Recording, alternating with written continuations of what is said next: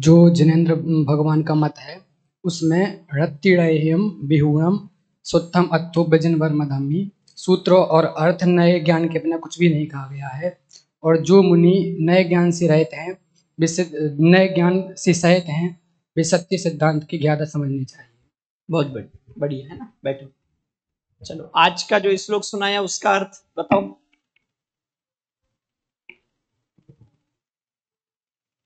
जीर्ण डिट्टी वीणा वाला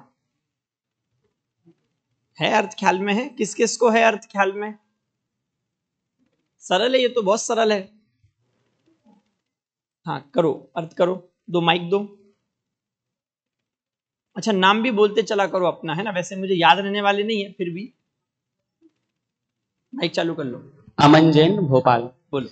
इसमें बताया कि जो नए मतलब जो व्यक्ति नए की दृष्टि से विहीन है उनको वस्तु स्वभाव की सच्ची उपलब्धि नहीं हो सकती है, और जिनको वस्तु स्वभाव की सच्ची उपलब्धि नहीं है तो उनको सम्यक दर्शन की प्राप्ति भी नहीं हो सकती।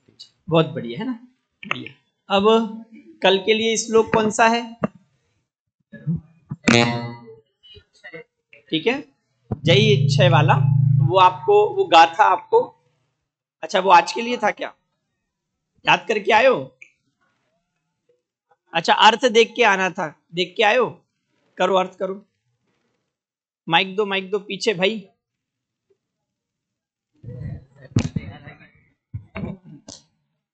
जय इच्छा उत्तरिदुम अर्णान मोह वहिम सुलीलाए।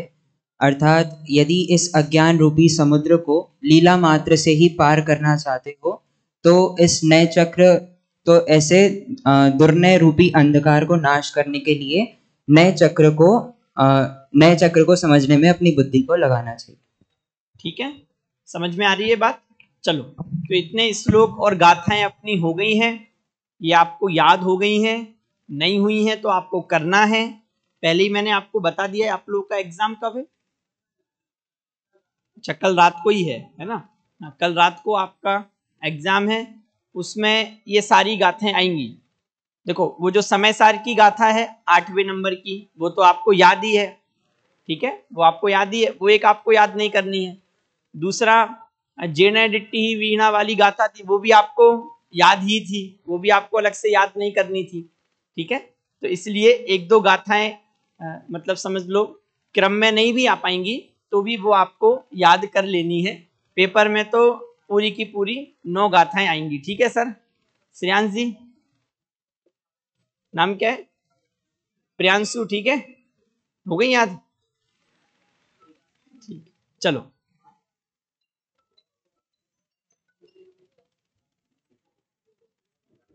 हाँ ठीक है, निकालो भाई दूसरी पीपीटी निकालो। चलो कल अपन ने व्यवहार नय के संबंध में चर्चा की थी, व्यवहार नय के भेद प्रभेदों को देखा था। आदि सर का कहना था कि भैया कंफ्यूजन बहुत हो रहा है ना, तो एक बार अपन वापस से उसको देखते हुए आगे बढ़ेंगे। सरल है विषय, बहुत सरल है। हाँ, आपको उतनी चीजें पता हैं ये मानते हुए हम तो विशेषों में जा रहे थे, पर एक बार अपन सामान्य उस विषय को समझते हुए फिर उसके जो विशेष बातें हैं उसमें जाएंगे। चलो यहां निकाल रहे हैं भैया। चलो तब तक आप लोग बताओ व्यवहार नय के कितने भेद हैं? व्यवहार नय के कितने भेद हैं, कौन कौन से? सद्भूत और असद्भूत। फिर सद्भूत में उपचरित और अनुपचरित। असद्भूत में कौन से? उपचरित और अनुपचरित। तो कितने नए कितने बनेंगे व्यवहार नय के? 4 नए बनेंगे। पहले नंबर का, दूसरा, और जो बाकी लोग बैरागी बने हैं कि भैया आगे वाले तो बोल ही रहे हैं, क्या कर रहे हो आप लोग पीछे वापस? पहला, दूसरा, तीसरा और चौथा। इसके पहले वाला निकालो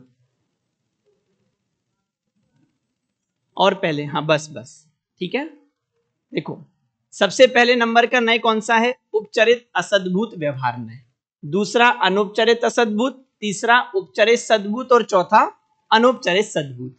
इसमें आपको बहुत सरलता से अगर समझना है, याद रखने के लिए तो बहुत सरल है, बाहर से अंदर की ओर आते जा रहे हैं, ठीक है। जैसे समझो सबसे पहले जो अपने क्षेत्र से भिन्न है, पृथक संयोग हैं, उनसे संबंध बताया जा रहा है। ठीक है, जैसे स्त्री पुत्र मकान आदि, तो स्त्री पुत्र मकान आदि प्रत्यक्ष में भिन्न दिख रहे हैं, उनको अपना कहा जा रहा है। ठीक है, तो ये सबसे नीचे का नय हो गया। बात समझ में आ रही है? जो अपन को प्रत्यक्ष में ही भिन्न दिख रहे हैं, ऐसे स्त्री पुत्र मकान कुटुंब धन धान्य, इन सबको अपना कहना, ये कौन सा नय है? उपचरित असद्भूत व्यवहार नय है। ठीक है आदि। अब फिर अंदर आओ मतलब अभी जो प्रत्यक्ष में भिन्न दिख रहे हैं, है ना, जिसको अपन ने शब्द क्या दिया था, जो संश्लेष संबंध से रहित हैं, उनको अपना कहना, तो वो सबसे नीचे का नय। अब एक स्टेप आगे बढ़ो, तो शरीर, किस पर आएंगे फिर? शरीर पर, द्रव्य कर्म पर। तो द्रव्य कर्म, शरीर, इन सबसे संबंध स्थापित करना। ठीक है, ज्ञानावरणादि कर्म, मनुष्य आदि पर्याय, इनको अपना कहना, ये कौन सा नय है? अनुपचरित असद्भूत व्यवहार नय। एक चीज ध्यान रखनी है, कल भी आपको बताया था, व्यवहार नय अपने आप में कौन सा नय है? व्यवहार नय खुद उपचार है। ये जो अपन उपचरित और अनुपचरित कह रहे हैं, ये उपचार में भी उपचार और उपचार में अनुपचरित। ठीक है, बात समझ में आ रही है? व्यवहार नय खुद उपचरित है, उसमें अपन उपचार कर रहे हैं और उसमें अपन अनुपचार कर रहे हैं। दो नए समझ में आ गए? ये दो नए स्पष्ट हैं, इनके संबंध में अपन ने बहुत विस्तार से चर्चा की थी, प्रयोग भी किए थे, आपको कुछ महत्वपूर्ण बातें बताई थी। पूरा का पूरा चरणानुयोग किस पर टिका हुआ है? पूरा का पूरा चरणानुयोग लगभग इन दो नयों पर ही टिका हुआ है। ठीक है, आप जो भी व्यवहार स्तुति कर रहे हो, वो मुख्य रूप से किस पर टिकी हुई है? इस पर ही टिकी हुई है। जैसे भक्तामृत ग्रंथ है ना, तो वहां आप अष्ट प्रातिहार्य आदि से जिनेंद्र भगवान की महिमा बता रहे हो, हाथ खड़ा करना है, कौन सा नय है? नहीं, 2+2 4, ये वाला हाथ खड़ा नहीं करना है, हाथ खड़ा करना है, फिर मैं पूछूंगा। बोलो अक्षय। उपचरित असद्भूत व्यवहार नय, सही है? नहीं है? क्यों नहीं है? खड़े हो। अनुपचरित असद्भुत व्यवहार नहीं आएगा अष्ट प्रातिहार इत्यादि में। नहीं, रुको, कोई बात नहीं। आपने बोला, अगर मेरा प्रश्न था, अष्ट प्रातिहार आदि से जिनेंद्र भगवान की स्तुति कर रहे हैं, उनकी महिमा मंडन कर रहे हैं, तो कौन सा नय है? तो भाई ने बोला उपचरित असद्भुत व्यवहार नय, आप बोल रहे हो अनुपचरित असद्भुत व्यवहार नय। आपको ये बताना है अनुपचरित असद्भुत व्यवहार नय कहां घटित होता है? नहीं, देखो भाई, वो जो कल आप लोगों को विशेष बिंदु बताए थे, वो तो सब पर घटित करना है। ये उत्तर नहीं है कि भैया महिमा मंडन कर रहे हैं इसलिए अनुपचरित असद्भुत व्यवहार नहीं, ऐसा नहीं। बैठो बैठो, कोई बात नहीं। पहले तो अच्छा खड़े रहो, 1 मिनट खड़े हो। सीधा सीधा सा लॉजिक है, अभी मैंने जो आपको बताया कि जो हमें प्रत्यक्ष में ही भिन्न दिख रहे हैं, बात समझ में आ रही है, उनके आधार से भी उस वस्तु का कथन करना। जैसे जैसे मुझसे आप प्रत्यक्ष में भिन्न हो, ठीक है, मेरे परिवार वाले प्रत्यक्ष में भिन्न है, आपसे वो गाड़ी बंगला ये सब प्रत्यक्ष में ही भिन्न है। समझ में आ रहा है कि हाँ भैया ये हमसे अलग है ना? आप अलग अलग दिखा सकते हो कि ये अलग है, ये अलग है। उनको अपना कहना, ये सबसे पहला नय है, उपचरित असद्भुत व्यवहार नय। लेकिन शरीर पर आ रहे हैं, द्रव्य कर्म आदि से कथन कर रहे हैं, तो वो कौन सा नय है? वो अनुपचरित असद्भुत व्यवहार नय है। अब आप ये बताओ, अष्ट प्रातिहार्य और जिनेंद्र भगवान, उनमें संश्लेष संबंध है क्या? बोलो, नहीं है। तो फिर कौन सा नय बनेगा? तो फिर अनुपचरित कैसे होगा? समझ में आ रही है बात? ठीक है, बैठो। वो तो देखो, मैंने आपको बिंदु बताए थे, 3 बिंदु आपको याद रखने हैं, वो भी जानबूझकर बताए थे कि अपन सिर्फ उनको ऊपर ऊपर से घटा के आगे बढ़ जाते हैं, पर आपको 3 चीजें याद रखनी है। एक तो जब संश्लेष सहित पदार्थों से संबंध बताया जा रहा हो, महिमा मंडन की जा रही हो, ठीक है, धर्म अधर्म बताया जा रहा। कुछ प्रश्न है? बोलो, 1 मिनट रुक जाओ, बात पूरी हो जाए। संश्लेष रहित पदार्थों से जब उनके आधार से महिमा मंडन की जा रही हो, जैसे अष्ट प्रातिहार्य से जिनेंद्र भगवान के महिमा मंडन कर रहे हैं, ठीक है, समझ में आ रही है बात। संश्लेष रहित पदार्थों के आधार से धर्म बताया जा रहा हो और संश्लेष रहित पदार्थों के आधार से भेद विज्ञान कराया जा रहा हो, वहां सबसे पहला नय घटित होगा, ठीक है। मतलब स्त्री पुत्र मकान आदि ये प्रत्यक्ष में भिन्न दिख रहे हैं, इनके आधार से जो भी चर्चा की जा रही होगी, संबंध बताए जा रहे होंगे, वो उपचरित असद्भुत व्यवहारने में जाएगा। फिर जो प्रत्यक्ष में भिन्न नहीं दिख रहा है, ऐसे जो मनुष्य आदि पर्याय हैं, है ना, या फिर ज्ञानावरण आदि द्रव्य कर्म है, उनको अपन जीव का कह रहे हैं, तो वो कौन से नय का विषय बनेगा? बाहर से अंदर की ओर आना है ना, कौन से नय का विषय बनेगा? अनुपचरित सद्भूत व्यवहार नय का कथन बनेगा, ठीक है। सरल है, दोनों नय समझ में आ गए? बोलो।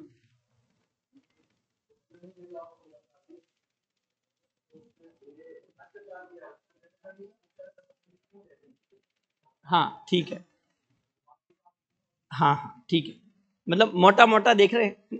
हाँ अच्छा, दूसरा ये भी आपको ध्यान रखना है, अभी अपन ऊपर ऊपर से उदाहरण देख रहे हैं ना, तो फिर भी आपको सावधानी रखनी है। जैसे कल आप लोगों ने उदाहरण बोले थे, है ना, जैसे निरखत जिन चंद्र बदन, इतना आपने बोल दिया, और मैंने कौन सा नय बोला उसमें?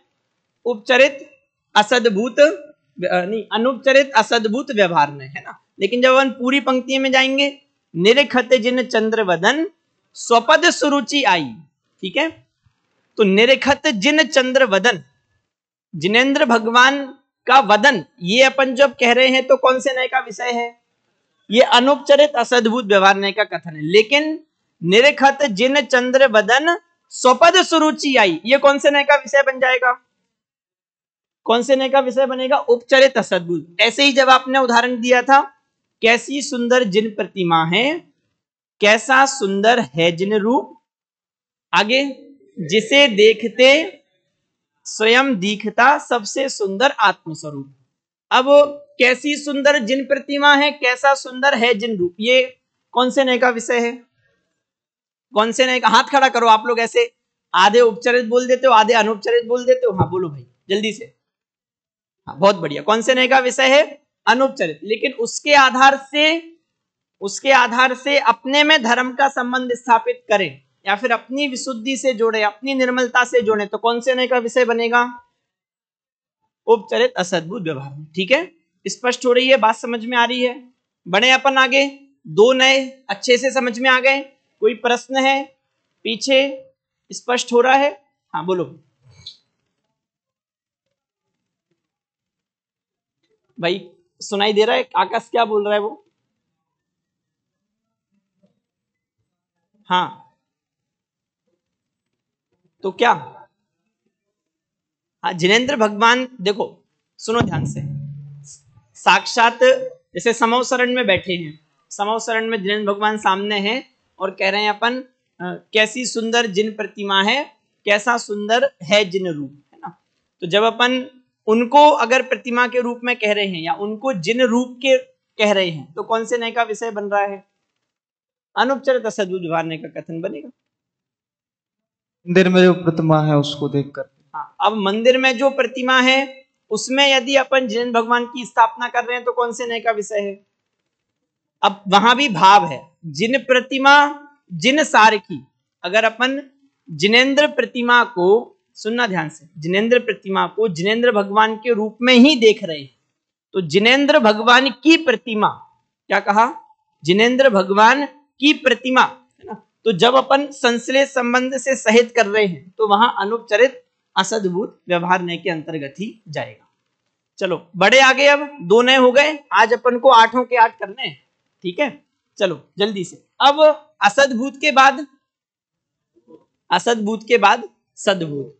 सद्भुत मतलब, सद्भुत मतलब सद्भुत वस्तु में जो हैं उनके आधार से वस्तु का कथन करना, ठीक है। कि भैया वस्तु में है फिर भी उनके आधार से वस्तु का कथन कर रहे हैं, तो व्यवहार नय का कथन क्यों है? हाथ खड़ा करके उत्तर देना है। प्रश्न समझ में आया? सद्भूत में आप क्या कह रहे हो? असद्भूत में तो चलो व्यवहार नय समझ में आ रहा है, क्यों असद्भूत में व्यवहार नय क्यों है? क्योंकि वो चीजें भिन्न है, वो वस्तु में नहीं है। पर सद्भूत में तो किनको लिया जा रहा है? जो उस वस्तु में है फिर भी व्यवहार नय क्यों कह रहे हैं? बताओ जल्दी से, पीछे कोई बताएगा? बोलो स्वस्ति। हाँ बढ़िया, बहुत बढ़िया। इतनी सी बात है कि भैया वस्तु में है फिर भी व्यवहार नय में क्यों लिया जा रहा है? क्योंकि भेद करके कथन किया जा रहा है। ठीक है, अब दो नय हैं, उपचरित और अनुपचरित। तो सद्भूत में उपचरित कहां पर घटित होगा? जहां पर अल्प विकसित पर्याय और विकारी पर्याय है ना। एक शब्द में कहा जाए तो सोपाधिक, जहां दो उपाधि लगी हो, या तो अल्पता की उपाधि लगी हो या विकारता की उपाधि लगी हो, ये दो उपाधियां जहां पर हो, उससे जब अपन वस्तु का भेद रूप कथन कर रहे हैं, कौन से नय का विषय बनेगा? जैसे मति ज्ञान है तो यहां कौन सी उपाधि है? अल्प विकसितता की उपाधि है। राग द्वेष मोह है, यहां पर कौन सी उपाधि है? विकार की उपाधि है। इन दो उपाधियों से जो सहित है, इन दो उपाधियों से जो सहित है, उसके आधार से वस्तु का अगर अपन कथन कर रहे हैं तो कौन से नय का विषय बन रहा है? बोलो जल्दी से, कौन से नय का विषय बनेगा? उपचरित सद्भूत। अब इसमें एक सावधानी रखनी है, इन दोनों नयों में भेद और अभेद की सावधानी रखनी है। जैसे ही अपन अभेद पर जाएंगे तो कौन से नय का विषय बन जाएगा? निश्चय नय का विषय बन जाएगा। ठीक है, जैसे समझो मति ज्ञान है ना, और राग, हाँ ठीक है, वो पीछे वाले भी, उनका भी तो थोड़ा बहुत टाइम पास होते रहना चाहिए। चलो देखो, राग द्वेष मोह है ना।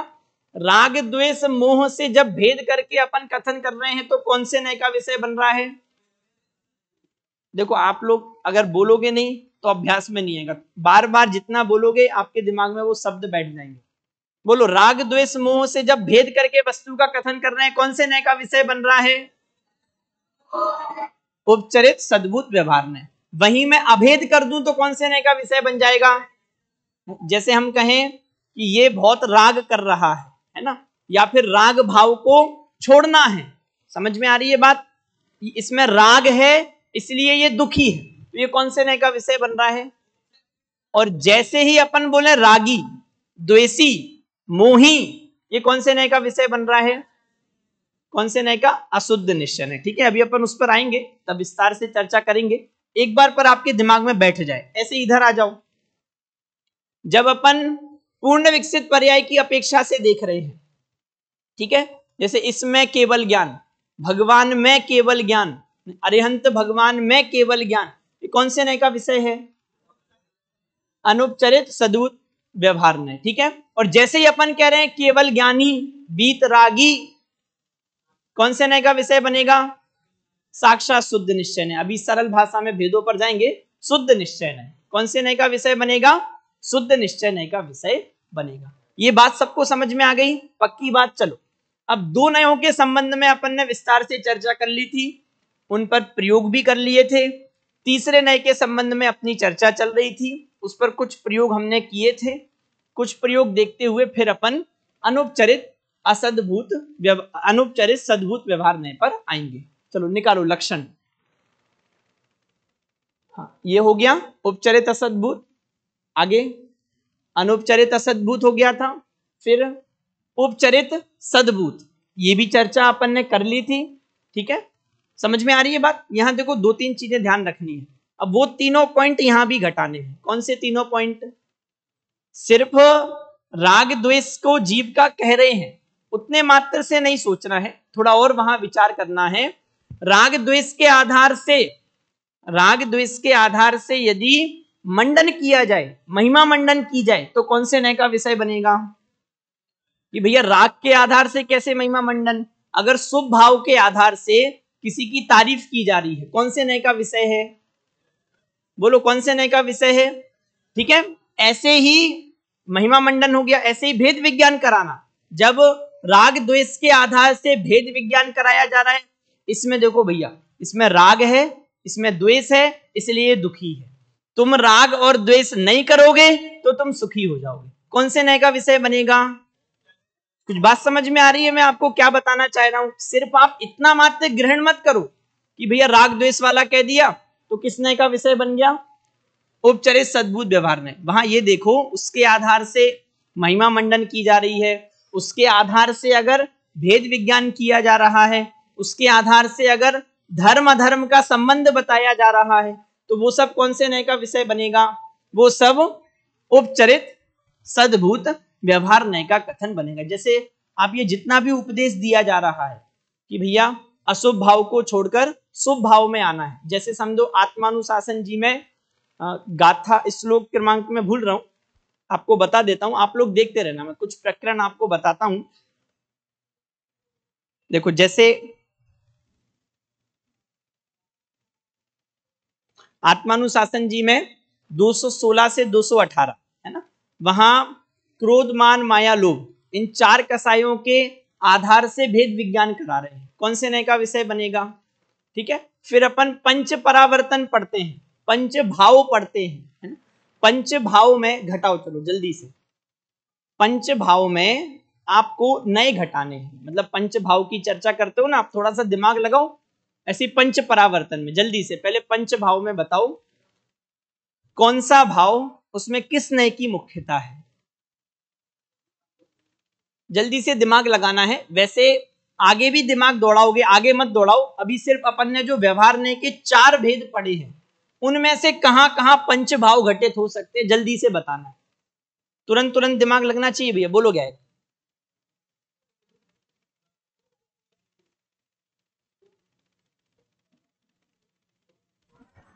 पारिणामिक भाव जो है वो तो आएगा अनुपचरित सद्भूत व्यवहार नहीं में, क्योंकि वो मैं बाहर जा रहा हूं। पारिणामिक भाव मतलब, अच्छा ठीक है, क्या बोलना चाह रहे हो? पारिणामिक भाव क्या? वो स्वभाव में है, अपने में वस्तु में, तो इसलिए पारिणामिक भाव मात्र कह रहे हैं, तो वो तो भाई परम शुद्ध निश्चय नय का विषय बनेगा, है ना, वो व्यवहार नय का विषय नहीं बनेगा। तो अब भेद सहित विवरण कर रहे हैं ना, तो भेद से अगर विवक्ष, ठीक है कोई नहीं, और सोचो। हाँ बोलो बोलो, जल्दी बोलो, सरल है, ज्यादा कठिन नहीं है। अब तो आप लोगों ने पढ़ लिया है, दिमाग भैया क्यों आप लोग उनकी तरफ मत देखो, जल्दी जल्दी सोचो, मैं पूछूंगा अभी। पंच भाव में अपन कहेंगे जीव का पारिणामिक भाव तो अनुच्चरित सद्भूत में जाएगा, और छायक भाव भी लेंगे तो अनुच्चरित सद्भूत में जाएगा, क्योंकि कर्मों के अभाव से निरुपाधि है। बाकी के 3 भाव सोपाधि में आएंगे तो उपचरित सद्भूत। बाकी के 3 भाव कौन से में आएंगे? उपचरित सद्भूत। ठीक है, बैठो। देखो अपन एक एक भाव को घटाते हैं, ऐसे इसलिए बता रहा हूं क्योंकि आप ऐसे बारंबार हर प्रकरण में घटाओगे। सबसे पहला भाव कौन सा है? औपसमिक भाव। ठीक है, औपसमिक भाव बताओ कौन कौन से नय का विषय बन सकता है। जिस जिस नय का विषय बन सकता है वो आपको सोचना है। देखो सबसे पहले तो औपसमिक सम्यक्त्व और औपसमिक चारित्र भेद करके अगर अपन जीव का कह रहे हैं, है ना भाई, वो पहला वाला चार्ट खोल दो, वो जिसपे चारों भेद है ना, जल्दी से। हाँ बस वही इसके बाद औपसमिक सम्यक्त्व और औपसमिक चारित्र, जब अपन भेद करके इनको जीव का कह रहे हैं, औपसमिक सम्यक्त्व सहित औपसमिक चारित्र से सहित, ऐसा जब कह रहे हैं तो कौन से नय का विषय बन रहा है? हाथ खड़ा करके बताना है। हाँ बोलिए भाई, सब बोलिए, दादाजी। उपचरित सद्भूत व्यवहार नय, सही है? नहीं है सही? क्यों नहीं है बताओ? आकाश सही है कि नहीं है? अनुपचरित में आएगा। अनुपचरित में क्यों आएगा? अनुपचरित में क्यों आएगा? तो भेद सहित तो दोनों में भेद है ना, सद्भूत।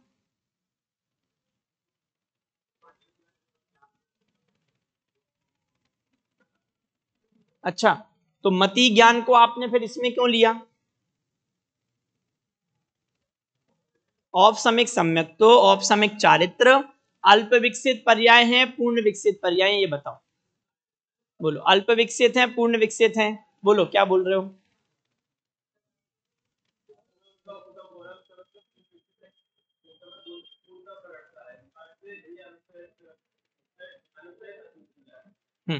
ठीक है, बढ़िया, बैठो। देखो औपसमिक सम्यक्त्व और औपसमिक चारित्र, जब अपन इनको भेद करके जीव का कह रहे हैं तो कौन से नय का विषय है?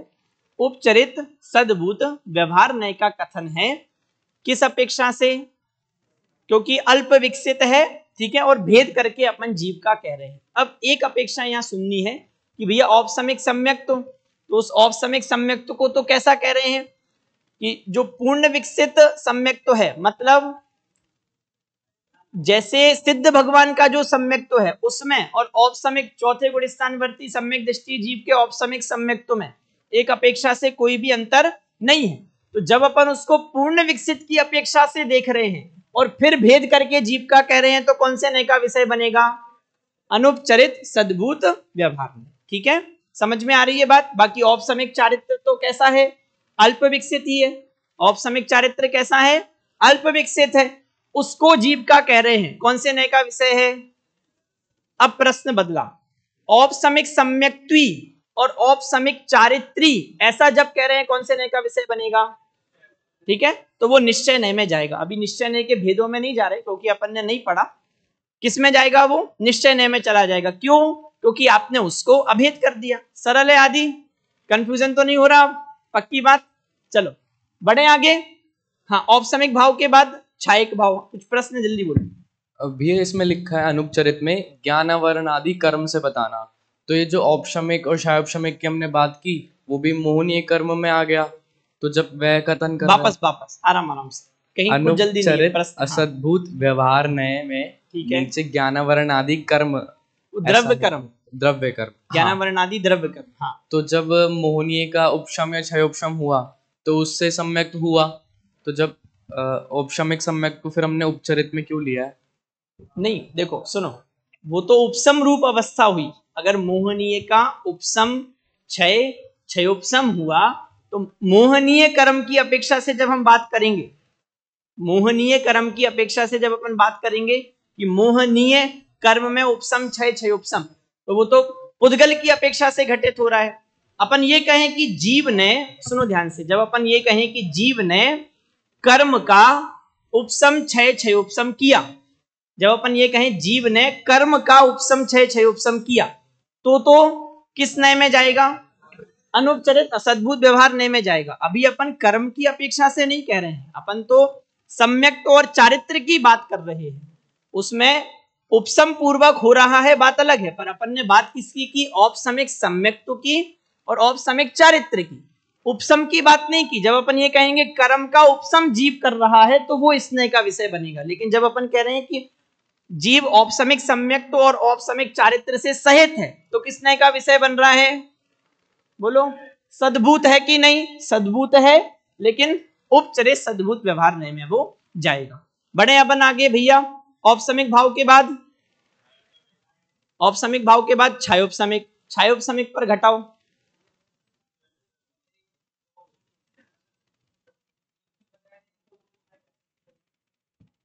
हाँ,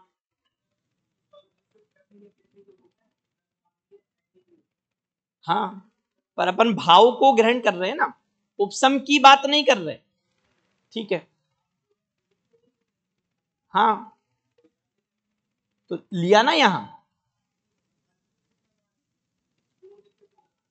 हाँ ठीक है, औपसमिक सम्यक्त को पूर्ण विकसित में ले लोगे, अल्प विकसित में इस अपेक्षा से कह सकते हो कि जब जैसे दर्शन भले ही औपसमिक सम्यक्त तो है, तो औपसमिक सम्यक्त तो उनके समान कहा जा रहा है, पर उसे पूर्ण सम्यक्त तो नहीं कहते। जब तक आगे गुण स्थान में अंतिम सम्यक्त तो उसको बोलते हैं ना परमावगाढ़, तो वो जब तक नहीं हो रहा है ना, तो उसकी अपेक्षा से अपन अल्प कह सकते हैं। वैसे तो इसलिए मैंने आपको वो विवक्षा भी बता दी कि भैया वो सम्यक्त भी कैसा है, उसके समान है, इसलिए पूर्ण विकसित में आएगा।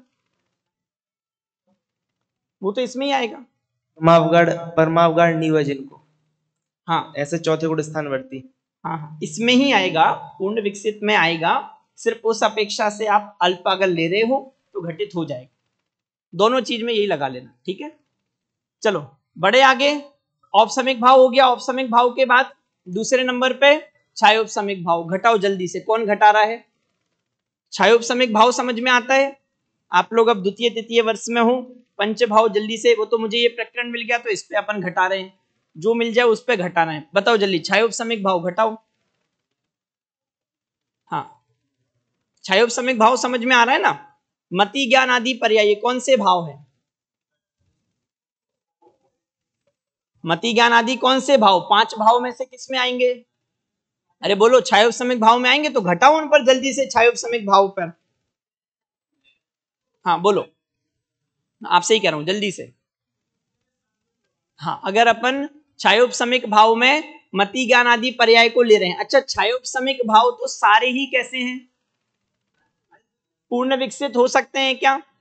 क्यों? क्योंकि उनमें क्षयोपसम की अपेक्षा है। छायोपसमिक भाव में क्षयोपसम की अपेक्षा है। सारे के सारे कैसे होंगे?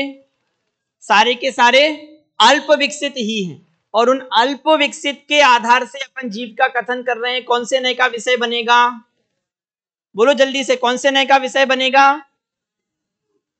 उपचरित सद्भूत व्यवहार नय। ठीक है, औपसमिक हो गया, छायोपसमिक हो गया। छायक भाव स्पष्ट ही है। छायक भाव को अपन पूर्ण विकसित पर्याय में ले रहे हैं। पूर्ण विकसित पर्याय की अपेक्षा से कथन कर रहे हैं। कौन से नय का विषय बनेगा? अनुपचरित सद्भूत व्यवहार नय। औपसमिक, छायोपसमिक, छायक, औदयिक। औदयिक भाव, अब देखो सुनो ध्यान से। औदयिक भाव में यदि अपन संयोगों पर आरोप कर रहे हैं तो कौन से नय का विषय बनेगा? मतलब जैसे अपन कहते हैं ना कि भैया पुण्य कर्म के उदय से आपको ये सब संयोग मिले, तो वहां अपन औदयिक भाव का आरोप बाह्य संयोगों पर कर रहे हैं। कौन से नय का विषय बनेगा? उपचरित असद्भूत व्यवहार नय। ठीक है, अगर अपन औदयिक भाव का आरोप शरीर आदि पर कर रहे हैं, कौन से नय का विषय बनेगा? अनुपचरित असद्भूत व्यवहार नय। यदि अपन औदयिक भाव में औदयिक भाव को ही ग्रहण कर रहे हैं, भाव को ग्रहण कर रहे हैं और उस भाव से जीव को बता रहे हैं, कौन से नय का विषय बनेगा? उपचरित सद्भूत व्यवहार नय। औदयिक भाव में अनुपचरित असद्भूत व्यवहार नय घटित हो सकता है क्या? अनुपचरित सद्भूत व्यवहार नय घटित हो सकता है क्या? नहीं हो सकता है। ठीक है, अब कौन सा भाव बचा अंतिम? पारिणामिक भाव। ठीक है, तो पारिणामिक भाव मात्र देखेंगे तो कौन से नय में जाएगा? वो तो निश्चय नय में चला जाएगा। ठीक है, लेकिन जब अपन भेद करके समझना चाहेंगे तो कौन से नय का विषय बनेगा? अनुपचरित सद्भूत व्यवहार नय में जाएगा। ठीक है, अब तो बात समझ में आ रही है आपको। ऐसे अब आपको घटाना है। कल के लिए आपके लिए होमवर्क है, पंच परावर्तन पर घटा के आना है। किस पर घटा के आना है? पंच परावर्तन। और बहुत सरल है, घटा ही देते हैं। द्रव्य परावर्तन, द्रव्य परावर्तन, द्रव्य समझ में तो आता ना। पंच परावर्तन, द्रव्य, क्षेत्र, काल, भाव और भव। अब जल्दी से बताते जाओ। जैसे द्रव्य है, द्रव्य परावर्तन कौन से नय में जाएगा? द्रव्य परावर्तन में क्या आता है? कर्म परावर्तन और नो कर्म परावर्तन। अब सुनो ध्यान से, दोनों नयों पर जाएगा। किस पर जाएगा? दोनों पर जाएगा। कैसे? तो नौ कर्म को अगर अपन शरीर से भिन्न नौ कर्मों का भी ग्रहण करेंगे तो कौन से नय का विषय बन रहा है? उपचरित कि अनुपचरित? उपचरित असद्भूत व्यवहार। ठीक है, और जब अपन कर्म को ले रहे हैं और नौ कर्म में शरीर को ले रहे हैं, कौन से नय का विषय बनेगा? अनुपचरित असद्भूत व्यवहार में। बोलो जल्दी से बोलो। 5 प्रकार की वर्गणाएं हैं, तो उसमें कार्मण वर्गणाओं का तो कर्म वर्गणा में रहता है, और बाकी 3 वर्गणा मतलब तेजस को छोड़ के बाकी 3 वर्गणाओं का वर्गणाओं का ही रहता है, तो वो तो संश्लेष में ही रहते हैं ना सब। ठीक है, तो इसलिए दोनों परावर्तन शायद अनुपचरित में जाने चाहिए। सही है, चलो ठीक है। सब आप लोग, मैंने जो बोला उसमें कुछ भी गलत नहीं है, वो और ऐड करना चाह रहे तो आप लोगों को जितनी बात मैंने कही वो समझ में आ गई।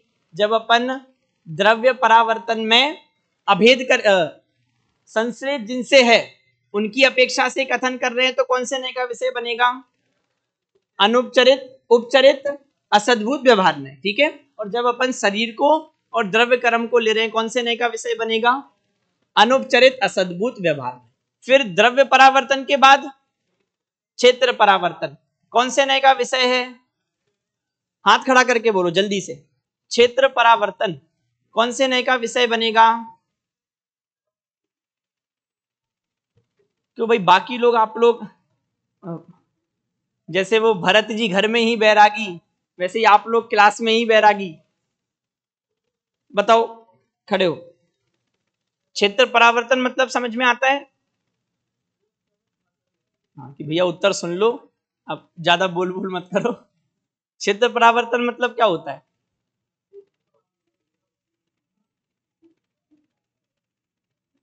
अच्छा, क्षेत्र परावर्तन दो प्रकार का है, कौन कौन सा बताओ? क्षेत्र परावर्तन दो प्रकार का, बोलो दिव्यांश, बोलो हर्ष। क्षेत्र परावर्तन दो प्रकार का, स्वक्षेत्र परक्षेत्र। स्वक्षेत्र में क्या लेते हैं बताओ? अपनी जो अपनी नहीं पता, बोलो पीछे।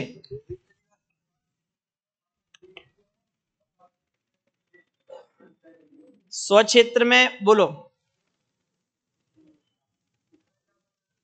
जीव की जो जगन्य अवगाहना है वहां से लेके जीव के प्रदेशों की उत्कृष्ट अवगाहना जिसमें ठीक है? नापी जाए वो। हाँ, और परिक्षेत्र में तीन लोग का जो समझ जगह में आ है रही है बात? अब बताओ किस नए का विषय बनेगा? स्वक्षेत्र परावर्तन, बोलो।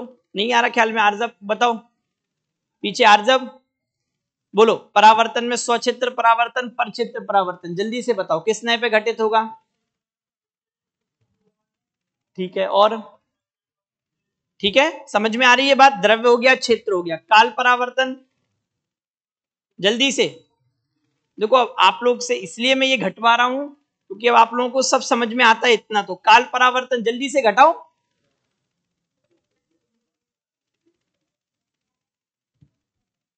बोलो आकाश, आ रहा है समझ में? काल परावर्तन मतलब क्या है? देखो मैं बताता हूं, काल परावर्तन मतलब क्या है। जैसे समझो उत्सर्पणी और अपसर्पणी, ठीक है, बहुत शॉर्ट में बता रहा हूं। तो उत्सर्पणी और अपसर्पणी के जो भी काल है ना, उन सभी मतलब उसमें जितने समय है उन सब समयों पर जन्म मरण करना, सरल भाषा में, ठीक है? समझ में आ रही है बात? अब बताओ कौन सा नए घटित होगा? समझ में आ रही है बात? कौन सा घटित होगा? पक्की बात, अनुपचरित घटित नहीं होगा। कौन बोल रहा है उपचरित असद्भुत घटित होगा? हाँ बताओ, निश्चल क्यों होगा? अपन काल द्रव्य की अपेक्षा उसे घटित कर रहे हैं, जब काल चक्र की अपेक्षा, और जीव। अच्छा, उसमें किसी अपेक्षा से अनुपचरित असद्भुत व्यवहार नहीं घटित हो सकता है क्या? बोलो बोलो बोलो।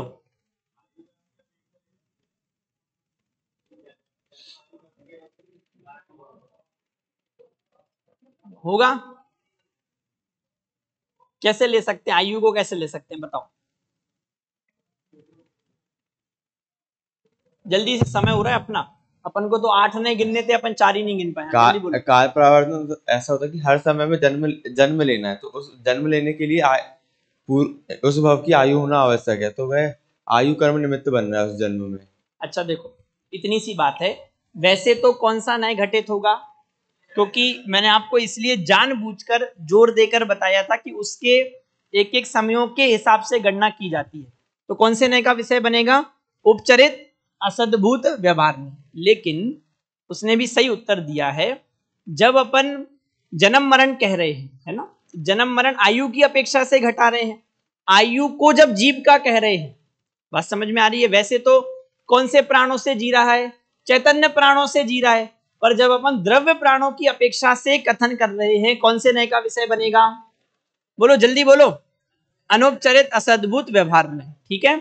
द्रव्य हो गया, क्षेत्र हो गया, काल हो गया। काल के बाद भाव परावर्तन, है ना? भाव परावर्तन लो। भाव परावर्तन बताओ जल्दी से।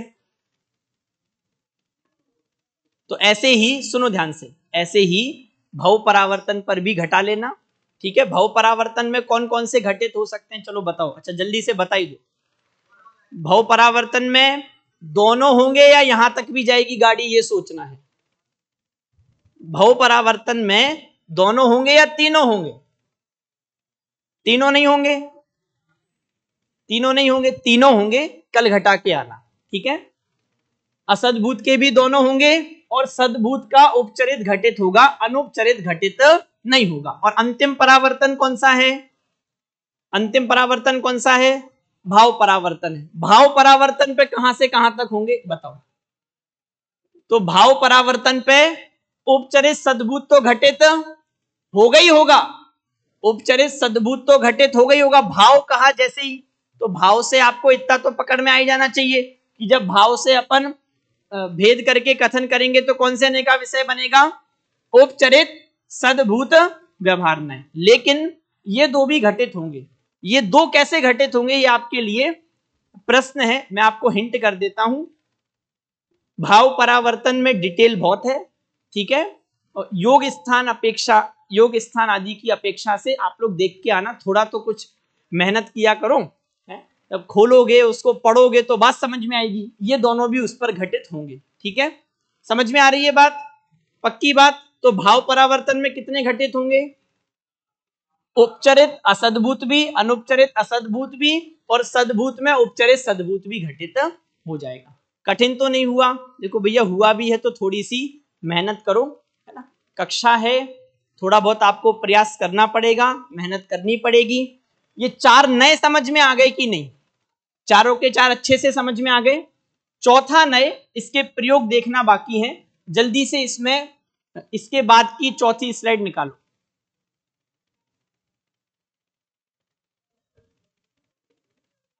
तीन नए तो अच्छे से समझ में आ गए, चौथा नय कौन सा है, चौथा नय कौन सा है, अनुपचरित, अनुपचरित सद्भूत व्यवहार नय, ठीक है। देखो अनुपचरित सद्भूत व्यवहार नय, जल्दी से परिभाषा पढ़ो सब एक साथ।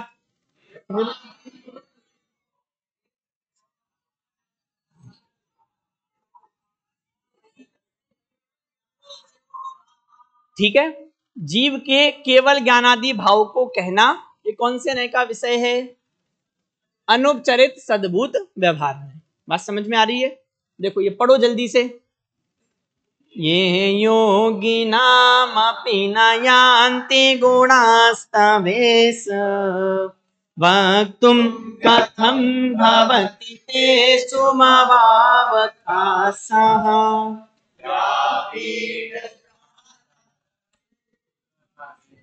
अच्छा यहाँ मिस्टेक है, अपन कल सुधार लेंगे, अभी आप पढ़ दो नीचे तक।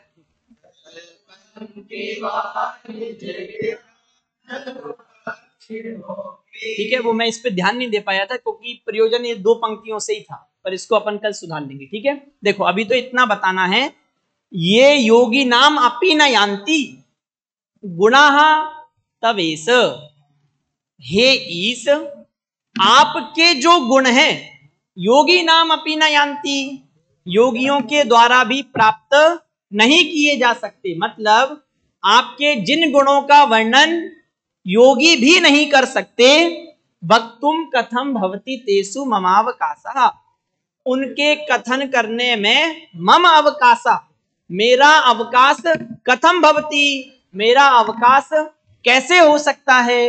यहां पर अनुपचरित सद्भूत व्यवहार ने कैसे घटित हो रहा है, जल्दी से बताना है, बोलो।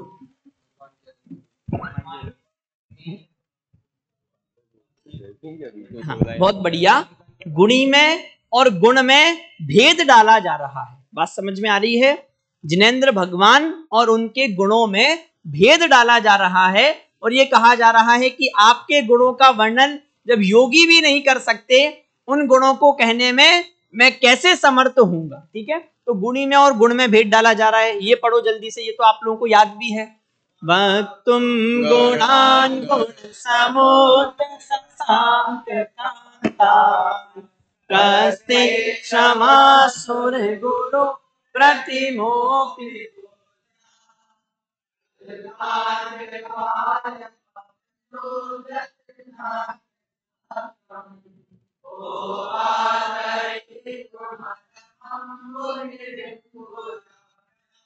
चलो घटाओ जल्दी से, पीछे अनिका कौन से नए का विषय बन रहा है और क्यों बन रहा है, माइक दो जल्दी से, पीछे दे दो स्वयं। घटाओ जल्दी से, अर्थ तो सरल है। वक्तुम गुणान गुण समुद्र शशांक कांतान कस्ते क्षमः सुर गुरु प्रतिमोपि बुद्धिया। पढ़ते ही समझ में आ रहा है, बताओ। अरे भाई अर्थ सुन लो, आ रहा है कि बताऊं? वक्तुम गुणान गुण समुद्र, गुणों के समुद्र, शशांक कांतान, अब देखो विशेषण बनेगा शशांक कांतान गुणान, ठीक है, चंद्रमा की कांति के समान जो आपके गुण हैं, ऐसे गुण समुद्र। वक्तुम कहा ते क्षमा सुर गुरु प्रतिमोपी बुद्धिया, वो आगे भी पूरा लगाना पड़ेगा। भाव इतना सा है कि जिनकी बुद्धि बहुत उत्कृष्ट है, सुर गुरु प्रतिमा अपि बुद्धिया, कहा ते क्षमा, आपके गुणों का वर्णन करने में वे भी समर्थ नहीं है। कौन? सुर गुरु प्रतिमोपी बुद्धिया, कहते क्षमा, क्या वो समर्थ हैं? वे भी समर्थ नहीं है। अब घटाओ जल्दी से। इसमें आपके गुणों को कहा तो उसमें भेद हो गया कि आपके अंदर गुण है, तो उसमें गुण गुणी भेद हो गया। और साथ में यहाँ पे गुणों का वर्णन किया है कि हम भी गुण कहने में समर्थ नहीं है, सुरसुर भी गुण कहने में समर्थ नहीं है, तो सरल उसमें है, बढ़िया, उसके जैसे ही है। समझ में आ रहा है बात? अब जैसे अशरीरी सिद्ध भगवान है, उसका अंतरा गाओ। अच्छा नहीं, अंतरा नहीं, वो उसको क्या अंतरा ही तो बोलेंगे, मतलब पैराग्राफ को ऊपर की पंक्ति के बाद। तो सही तो बोला, तो आप लोग मुखड़ा क्यों गा रहे हो? सम्यक सुदर्शन ज्ञान,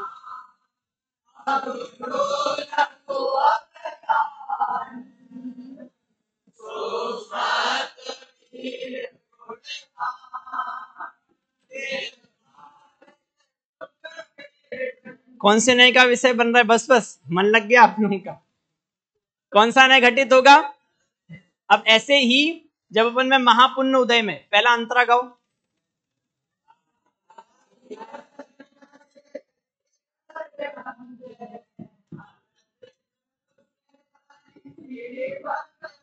अब चार घाती, हाथ खड़ा करके बताना है, चार घाती कर्म नासे ऐसे अरे हंत हैं, कौन से नय का विषय है?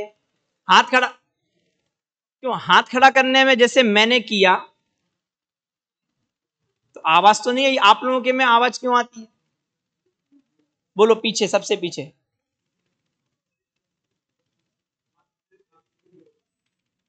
अनुपचरित असद्भुत व्यवहार ने, ठीक है, सही है, पक्की बात, बहुत बढ़िया। उसके बाद चार घाती कर्म नासे ऐसे अरे हंत हैं, अनंत चतुष्टय धारी श्री भगवंत हैं, कौन से नय का विषय है? जल्दी से हाथ खड़ा करो।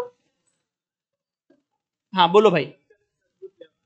अनुपचरित सद्भुत व्यवहार में, ठीक है, समझ में आ रही है बात?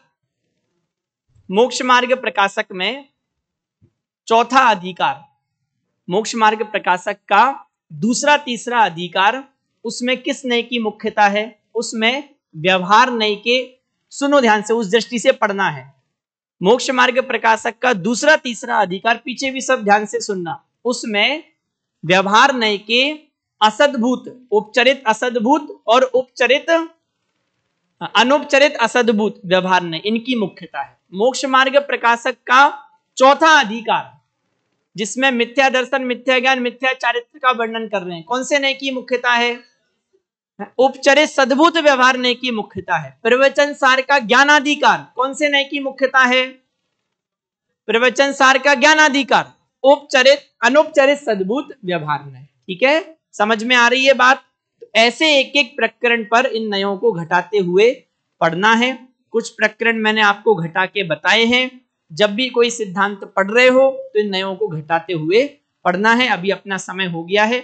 अच्छा, दूसरा, मुझे इसके बाद सीधा स्वाध्याय कराने जाना रहता है, इसलिए मैं आप लोगों के प्रश्न नहीं सुन पाता हूं। शाम को भोजन करने के बाद यहीं घूमते हुए आपके कुछ प्रश्न रह जाएं तो आप लोग पूछ लिया करो, ठीक है? अभी एक साथ बोलिए जय श्री राम।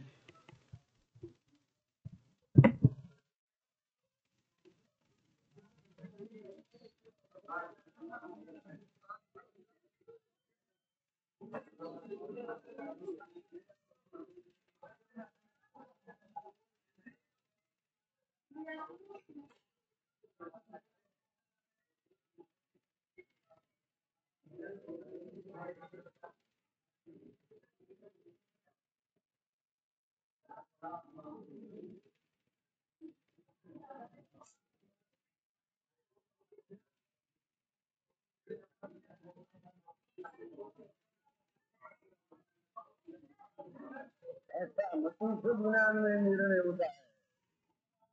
पहले अब आगामी कार्यक्रम में आदरणीय आध्यात्मिक सतपुरुष पूज्य गुरुदेव श्री कांजी स्वामी का प्रवचन रहेगा। सभी विद्यार्थी अवश्य लाभ लेगा। चौथे हिंदुस्तान में गृहस्थाश्रम में हो तो भी संयम गति में मतीसु ज्ञान में ऐसा निश्चय होता, ये ज्ञान समान कोई सुख नहीं। ये ज्ञान बात की बातों करने वाली बात नहीं है। यहाँ समझ में आया? केवली भगवान सर्वज्ञ होने से अनेकांत स्वरूप, अनेकांत इसलिए अनुधर्म है, सबको प्रत्येक वस्तु को पृथक जानते हैं। एक समय में क्षण काल जो ज्ञानी का मतीसु ज्ञानी पुत्र है,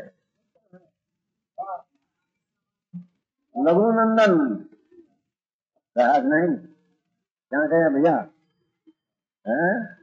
वेद विज्ञान के जो वो बनारस दासना पे में आया, बनारस दासना आते हैं।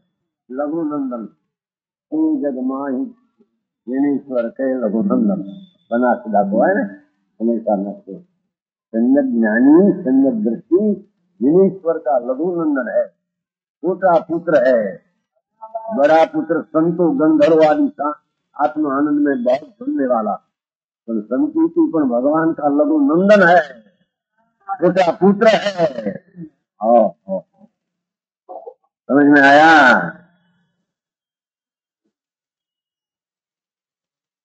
स्वार्थ के साथ वेद विज्ञान जयो जिन कह घट, वेद विज्ञान जयो जिन कह घट, शीतल शीत भयो जिन चंदन, ये करे शिव नारद माही जिनेश्वर के लघुनंदन। जग माही जिनेश्वर के लघुनंदन। देखो दृष्टाश्रम में सम्यक दृष्टि की आवाज ऐसा होता है। समझ में आया? वेद विज्ञान राग पुण्य में स्पर्श भिन्न आत्मा ग्रंथि भेद होकर वेद ज्ञान जयो जिन के घट, शीत शीत भयो जिन। समझ में आया? मैं तो ज्ञान है, दृष्टाश्रम में हो राग आदि हो तो भी मैं जानने वाला हूँ। मैं तो जानून हो ही आत्मा हूँ, राग आदि आत्मा नहीं। समझ में आया? उसको लघुनंदन दिया ये है घना गंधर्व संतो महाथे नहीं, दोनों बच्चे अभी देखो तो हम लोग नहीं। संतो मुनि आत्मज्ञान में मत अंति अतीन्द्रिय आनंद में, अतीन्द्रिय आनंद में मत जुड़ने वाला सबको साथ में दूसरा ने भाव नहीं। संत बड़ा पुत्र है, लघु पुत्र है, जन्नत दृष्टि गिरफ्तार में रहते हो और लघु नंदन है। समझ में आया? बनारस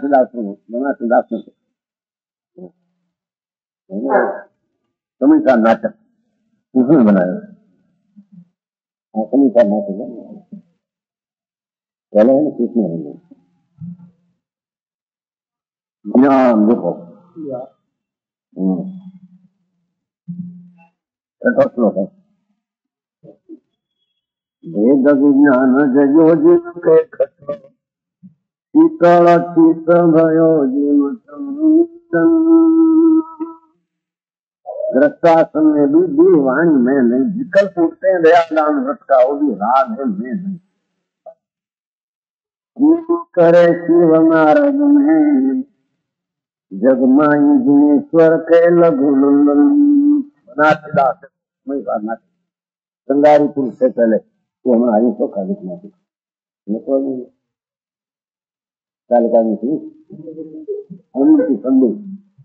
पुरुष संगारी बहुत बनाया, दोनों की नदी में डाल दिया। जब आत्म भान हुआ, संयम दर्शन हुआ, कल आया है क्या सर थाने हो काम आवे ने संगर को मनाया था पहले। संगर बहुत था पीछे हुआ आत्मज्ञान। संसार में रहते छते बहिरा सब मैं आत्मा हूँ आनंद, मैं दे नहीं क्रिया नहीं जड़ नहीं राग नहीं, ऐसा भान हुआ तो संज्ञा की पुस्तक कहने या ओम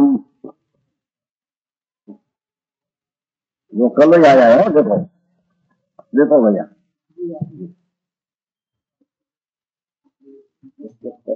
कल ही आया है जो बना सीधा है ये पानी पर छोटा पुस्तक बनाने की जरूरत है। यह पुस्तक दरिया में नहीं दिया तो संज्ञा की पुस्तक बनाया था ना जो जाकर उसको हलाते हैं लाभ भगवान आत्मा सर्वज्ञ परमेश्वर बनाया शास्त्र वह बना कहा जनवर संत वही शास्त्र कहा उसमें आत्मा का भान हुआ तो विरुद्ध जो शास्त्र लिखा था डाल दिया समझ में आया तो ऐसा कल आया है लेकिन दृष्टि बदलते ही महाकवि पंडित बनारदास ने अपनी विषम वर्धक नव रस रचना गुरुमती नदी में वहा भी आचार्य जन सिद्ध वो काल है हाँ શું કહેવાય ગણપતિ સંગઠન वो गुरु संगठन समझ में आया शास्त्र में हो पर आत्मा का अंतर प्रतीत हुआ तो कहते हैं सत्य स्वरूप सदा दिन के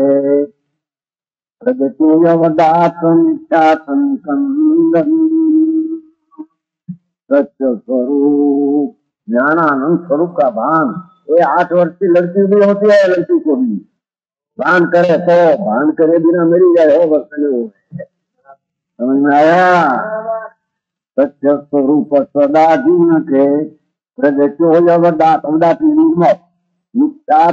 कंदन शांत दशाचिन की पहचानी करे कर गोरी बनारस वंदन बनारस कहते ऐसा संजय ज्ञानी को मैं वंदन करता समझ में आया ग्रस्ताश्रम में भले हो पर संजय दर्शन में बिना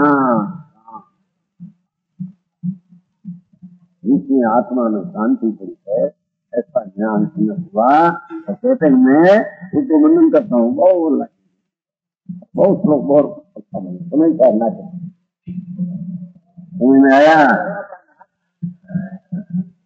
संसार में सम्यक ज्ञान के समान सुखदायक अन्य कोई वस्तु नहीं सम्यक मत सुख ज्ञान हो न केवल ज्ञान देखो भाई समझ में आया तो सम्यक दर्शन के जो ज्ञान 5 की बात किया मति सुख ज्ञान और फिर ज्ञान तो अनंत आनंद का कारण मति सुख ज्ञान भी सुख का कारण है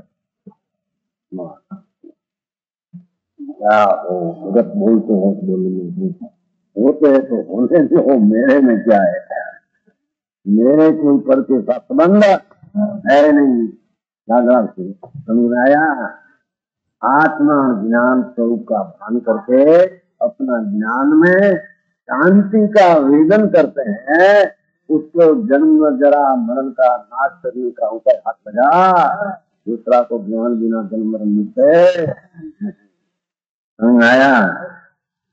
अरे 5वां श्लोक ज्ञानी अज्ञानी के कर्मना के विषय में अंतर धर्मी ज्ञानी અને अज्ञानी એના કર્મના નાશના વિષયમાં અંતર છે